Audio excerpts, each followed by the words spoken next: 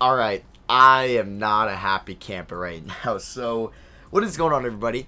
How is everybody doing today? Welcome back here today to a reaction video shortly after the Knicks just traded away Nerlens Noel and Alec Burks to the Pistons for a salary dump. So, Woj reported about 45 minutes ago that the Knicks are trading Nerlens Noel and Alec Burks to the Pistons. The Knicks will unload 19 more in salary, clearing the way for cap space to try and sign Jalen Brunson. The Knicks included 2 future second-round picks and cash in the deal. Those picks ended up being Detroit, its 2023 second-round pick. Now, correct me if I'm wrong, but I think they got that second from the Marcus Morris trade with the Clippers back in 2020. And then they also sent 2024 second-round pick via Miami. Not really sure how the Knicks got that. As well as $6 million.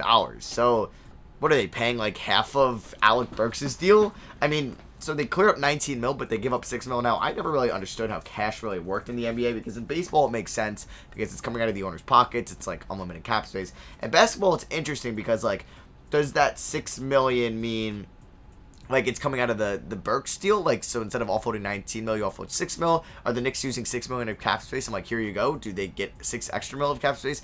So you guys can kind of maybe correct me there in the comments, but that's going to be such a minuscule detail in this video, which is going to be like a mini rant for me because I really haven't been able to do this. I mean, I've talked about it on stream when they made that salary dump, moving off of like the Usman Jang pick and Kemba Walker. So the Knicks basically have cleared 30 million salary cap space to offer Dallas's Jalen Brunson in the neighborhood of a max contract. So apparently if the Knicks offer them like 25 mil, the Mavs really can't get up there because they're a luxury tax team, because they're paying guys like Dwight Powell and Tim Hardaway Jr. and Christian Wood and Maxi Kleber a decent amount of money. So therefore, they're going to be a tax team, and them paying Jalen Brunson 25 mil will really cost them like 65 mil for like a year or something like that. So it's kind of crazy that the Mavs, they kind of shot themselves in the foot there because they could use a Jalen Brunson, and they're all obviously paying Bertans and Dinwiddie as well. So the Knicks, I don't know. I've seen so many different numbers out there. It could be like 22 mil a year where Fred VanVleet got. He wants a little bit more than Fred VanVleet, so 25 mil. And Jalen Brunson is what, 25 years old.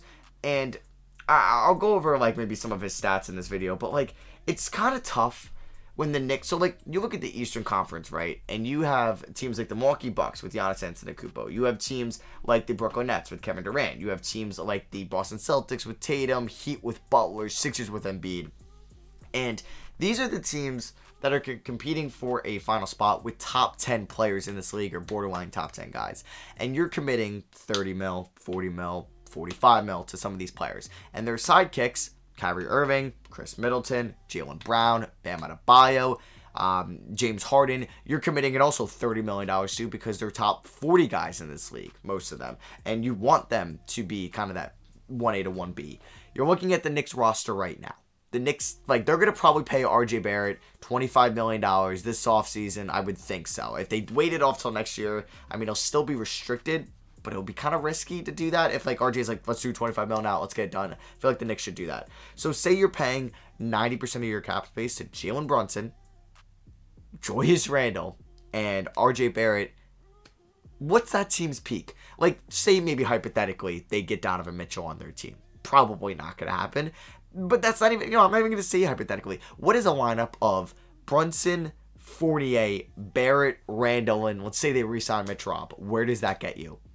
A 6 seed at absolute best. We saw them overperform last year, not this past season, but the one prior where they were the 4 seed, and they lost a gentleman's sweep to the Hawks. That Hawks team, you could say, even got better this past year, and they were the 8 seed, and they lost to the Heat. Like, so the Knicks are nowhere near being a contending team, and Jalen Brunson is a good player, don't get me wrong. I mean, he's been improving, I wouldn't say each year, because freshman or rookie year to sophomore year wasn't crazy, but he had a nice improvement this year. I mean, his usage went up, right? If we just kind of take a look at his advanced numbers. Like, his usage went up a little bit. I mean, it was a career high, about 22%. He shot 50 from the field, 37 from 3. I mean, he's been a noticeably good three-point shooter throughout his career. He's a solid playmaker. But he's obviously played every year alongside, or at least with, Luka Doncic. So, maybe he hasn't been that lead point guard. And he's 25. The Knicks are probably going to give him a 4-year deal. So, you're getting most of his prime years. I think I would like this deal a lot more if they didn't have Julius Randle and you were building a foundation with RJ Barrett and Jalen Brunson. I could get totally behind that. You have Quickly, you have Reddish, you have Grimes, you have Obi, Jericho Sims, Nerlens Noel. You could build a young core there. But no, the Knicks realized, okay, last offseason we made 3 regrettable moves. I mean, probably 5 if you count in the Julius Randle extension and the Evan Fournier signing. 3 of them, they just retconned immediately, or they literally just kind of erased immediately. They had to pair up $6 million in cash, 2 seconds to get off of Burks and Noel, which honestly isn't too bad. I think Burks was pretty valuable around the league, but Nerlens Noel definitely wasn't. But it's a 1-year deal. Like, the Pistons aren't going after anybody major, clearly. Probably not going after Aiden, not going after Miles Bridges. Have to change up some of my free agency predictions before that drops on Wednesday, aka tomorrow. So they can take on those contracts, and that's fine. I mean, they can maybe flip them at the deadline, or hey, help mentor the young guys. Noel can help mentor Stewart and Duran, and Burks can help mentor Cade, Hayes, and Ivy, and Sadiq Bey as well. But the Knicks realized, okay, and then like the Kemba Walker signing, which I'm not going to say was a dumb move. I thought it was a great move. I like that, and I like the Burks signing. I didn't like the Noel signing. Obviously didn't like the Randall and Fournier signings, but those haven't been erased yet. Wish they would. That's why I was like, but yeah, like, so they had to move Kemba Walker to get the 13th pick to move off from Kemba Walker. Imagine this team just had Jalen Duran. I'm sure a team would have taken Kemba. You don't think the Lakers would have taken Kemba Walker for, like, Kendrick Nunn? I don't know if that's how it would have worked out. But either way, I mean, I've been saying, like, if the Knicks weren't going to get Brunson, say F it. Trade Randall for Russ. Lakers get at least a good player. Maybe you can get THT or first in that. But, hey, Russ is gone next year. Randall isn't. Randall is here for 4 more years. But if you look at the playoffs for Brunson, that's where he kind of shined. And he also played really well when Luka was out. So maybe Tibbs is ready to replicate that. In that series, can you see his points per game? Yeah, he was fantastic in the Utah series this year. He was still pretty solid, but nothing crazy in the Phoenix series. But he was definitely better in the Golden State series. And yeah, maybe that's what we're going to get out of him. I doubt we're getting 28 a night out of Jalen Brunson. But maybe they can accommodate him, but it's a lot of maybe politicking because his dad was a former Knick and works for the Knicks. So it's like, all right, well, we're going to get your kid. I mean, we might overpay for him. We might cut the whole team and have to give up future picks to get him, but we're going to get your kid. It's just like, I don't know. Maybe the Knicks will end up with a Mitchell one day. No, I'm not even going to say that because, like, I've been saying this for the last 5 years. Well, maybe we'll end up with a KD or a Kyrie or a Kawhi or an Anthony Davis. No, it's the same shit every time. And the Knicks are going to probably peak as, like, how many wins? Like, that lineup I mentioned before, Brunson, Fournier, RJ, Randall, Mitch, Rob. So you have Obi, Cam, Quickly, Grimes, and Rose off the bench. How many wins does that get you realistically? If all things go well, and these guys can kind of go back to their 2021 selves, maybe that gets you 45 wins. Maybe it gets you a 6 seed. How many playoff series victories is that going to get you? Probably 0, because you're Heat or Knicks. Who are you taking? Heat. No-brainer. Sixers or Knicks? Probably the Sixers. Bucks or Knicks? Bucks. Celtics or Knicks? Celtics. Nets or Knicks? Still the Nets. And then you probably could have a good say to, or opinion to say, okay, we're taking Toronto over the Knicks. We're taking Atlanta still over the Knicks. We're probably taking Cleveland, yeah, over the Knicks. I mean, like, yeah, the Knicks are in the Charlotte-Washington phase, which is not where we want to be at all.